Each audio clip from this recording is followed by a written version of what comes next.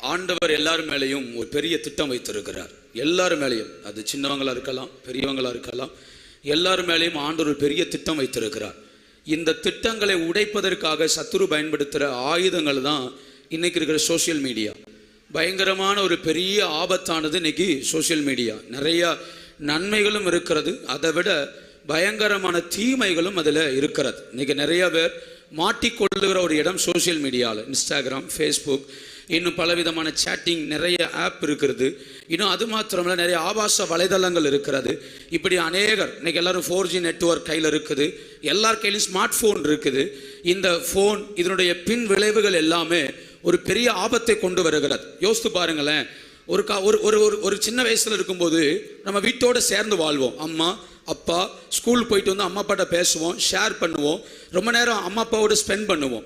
ஆனால் இன்னைக்கு பாருங்களேன், நம்ம ஸ்கூல் போயிட்டு வந்தாலும் சரி,